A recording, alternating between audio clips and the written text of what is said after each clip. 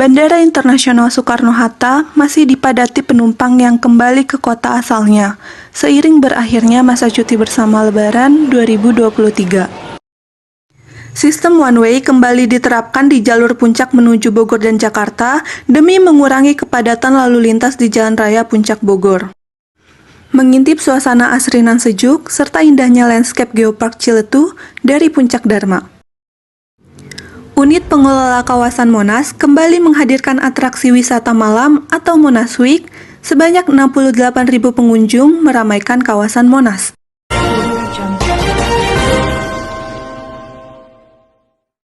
Selamat siang pemirsa, sederet berita hangat telah kami rangkum secara faktual dan terpercaya. Bersama saya Virus Nurami Matusoliha, inilah Warta Sukabumi selengkapnya.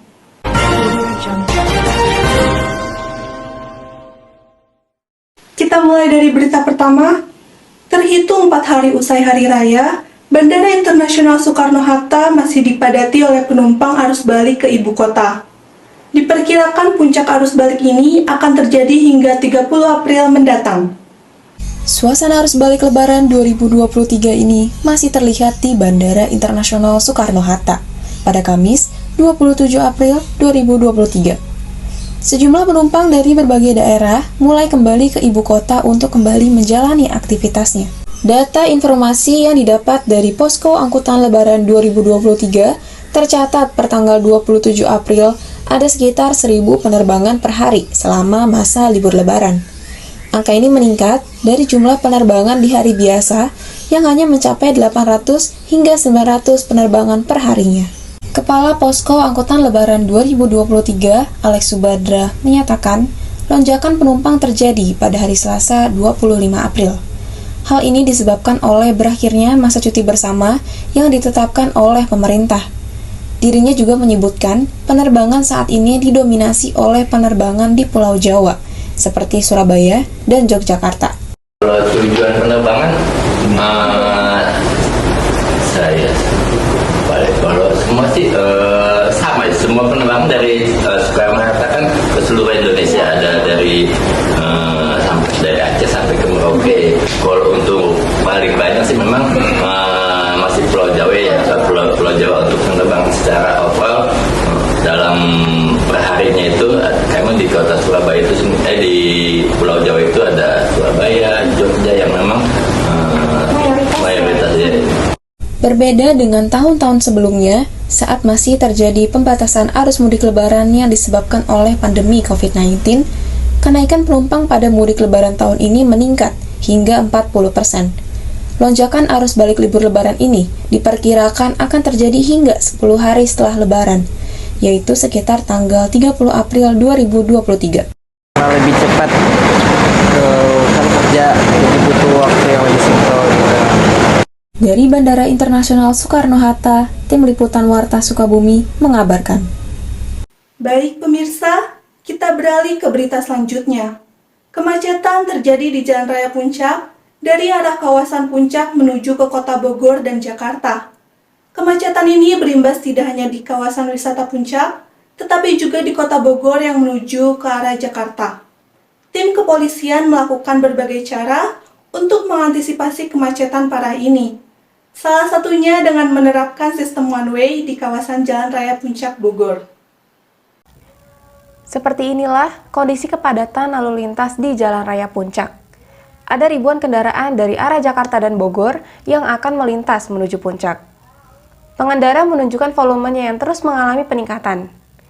Untuk mengantisipasi kepadatan, jajaran Satlantas Polresta Bogor melakukan pengaturan ekstra di setiap titik kepadatan, seperti di lokasi wisata yang dilintasi oleh pengendara. Selain itu, banyaknya kendaraan arus balik juga menambah kemacetan hingga terjadi penumpukan kendaraan. Meski Satlantas Polresta Bogor sudah melakukan rekayasa one way, namun ternyata volume kendaraan terus mengalami peningkatan.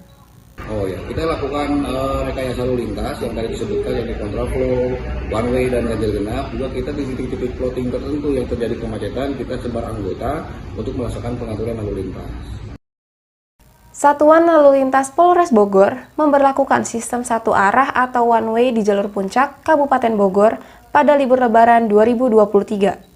One way ini diberlakukan jalur puncak arah Jakarta, setelah sebelumnya diterapkan ganjil genap kendaraan bermotor. Hal ini diterapkan agar kendaraan dari arah puncak ke Jakarta tidak terjadi kepadatan di atas. Melihat kemacetan ini, apakah Bapak berencana untuk melanjutkan perjalanan atau memutar balik? Lanjutkan sih.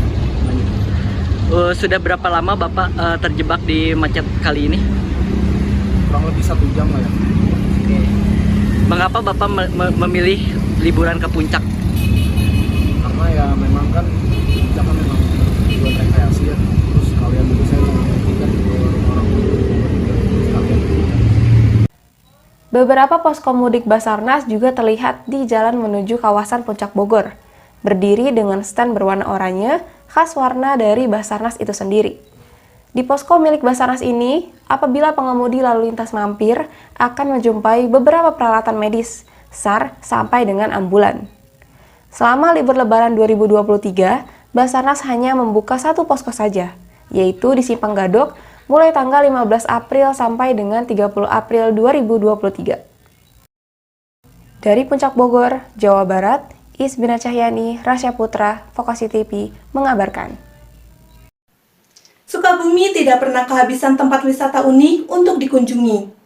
Kali ini, tim reporter Warta Sukabumi, Iis Binar Cahyani, akan mengajak Anda berwisata menuju salah satu primadona wisata di kota Sukabumi, yaitu Puncak Dharma, yang berlokasi di kawasan Geopark Ciletuh, Desa Girimukti, Kecamatan Cimas, Sukabumi, Jawa Barat.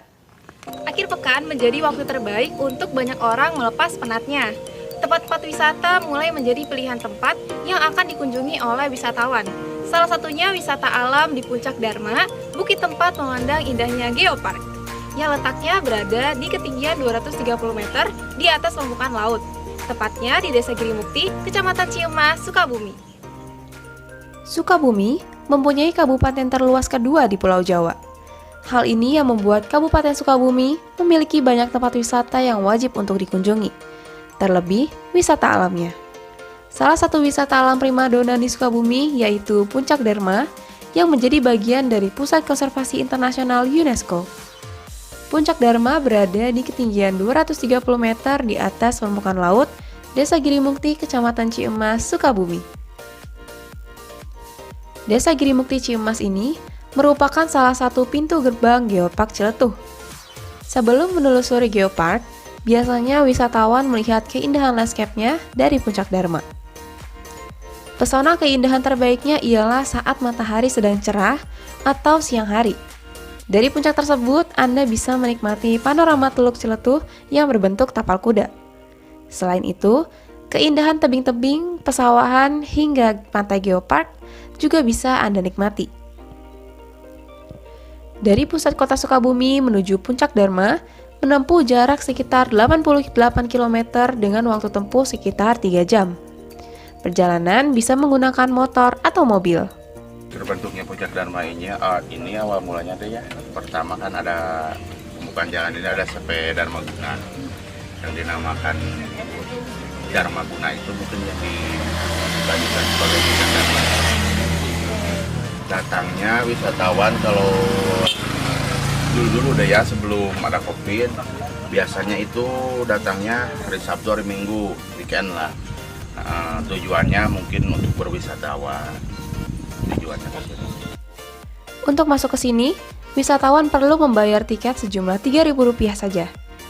Untuk anak kecil di bawah usia sekolah dasar, tidak perlu membayar tiket.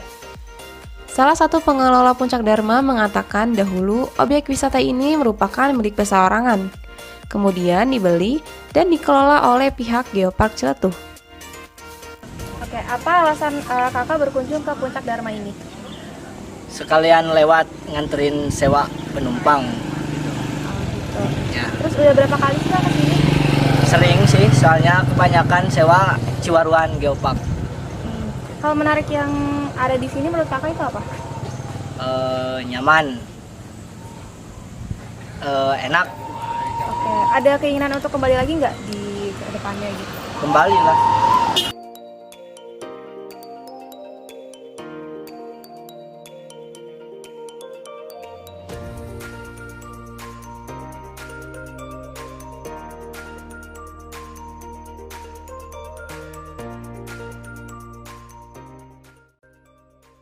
Puncak Dharma dipilih sebagai tempat wisata pelepas penat karena memiliki pemandangan indah dan sejuk sejauh mata memandang. Siapapun yang berkunjung akan dibuat terpana oleh keindahan alamnya. Waktu terbaik berkunjung ke sini adalah pagi hari, saat udara masih sejuk-sejuknya, dan saat matahari sedang cerah. Berakhir sudah perjalanan wisata saya di Puncak Dharma ini. Dari Sukabumi, Jawa Barat, Iis Bina Rasya Putra, Vokasi TV mengabarkan.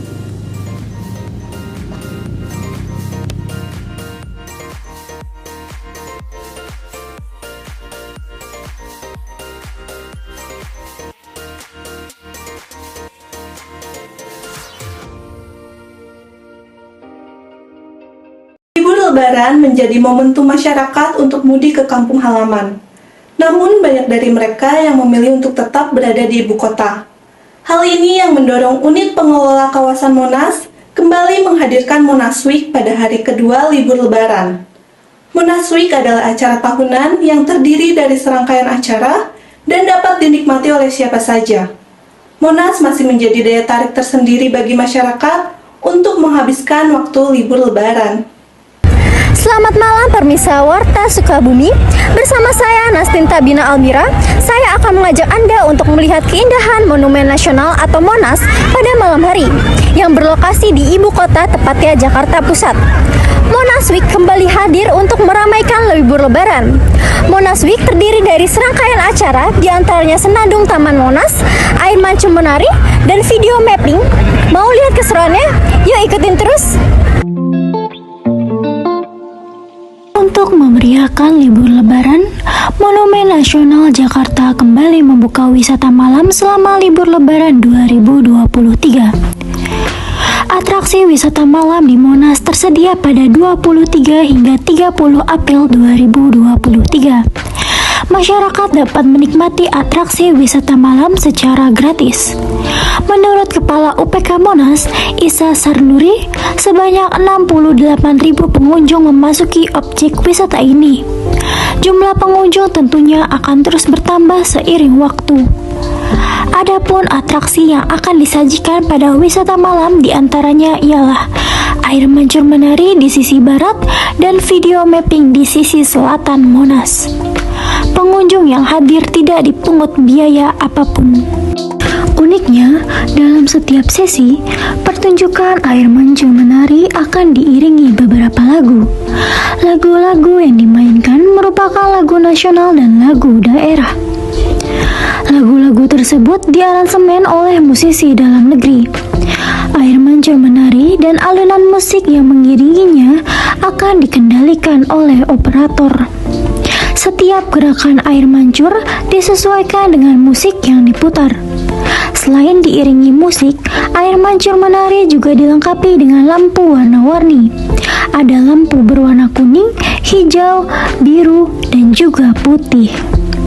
Dengan teknologi screen water yang dipantulkan melalui laser, air mancur menari juga menampilkan video pelangi dan tulisan lagu yang menggiringi gerakannya. Untuk tahun ini kita akan menampilkan khusus untuk di hari-hari besar dan hari besar nasional.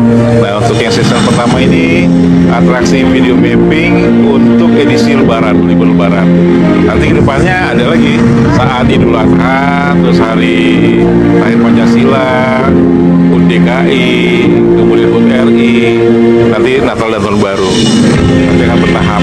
Jadi tujuannya kalau yang sekarang edisi Lebaran ini untuk warga Jakarta yang nggak pulang kampung kemarin, yang nggak mudik, dia bisa mendapatkan alternatif hiburan. Setelah menikmati indahnya air mancur menari, pengunjung dapat berjalan ke arah sisi selatan Monas atau sisi yang berhadapan dengan Gedung Perpustakaan Nasional. Dari kejauhan, pengunjung dapat melihat kemegahan video mapping atau pertunjukan visual yang dipantulkan ke arah Monas. Pengunjung yang hadir untuk menyaksikan video mapping dapat mengirimkan custom tulisan atau menambahkan teks yang nantinya ditampilkan di tugu setinggi 132 meter tersebut. Pengunjung hanya diminta untuk memasukkan teks yang ingin ditampilkan. Saat video mapping berlangsung, teks yang akan dimasukkan cukup melalui barcode yang tersedia di lokasi. pengunjung dapat menikmati video mapping sambil duduk di halaman Monas. Banyak pengunjung yang bersantai dengan keluarga dan orang terdekat sambil mengabadikan momen kebersamaan mereka. Nah, pemirsa, di belakang saya ini adalah salah satu atraksi puncaknya, yaitu atraksi video mapping dengan tagline Jcation atau hashtag Lebaran 2023 yang berlangsung 2 seksi, yaitu pada pukul 20 sampai dengan 20.30 dan pukul 21 sampai dengan 21.30.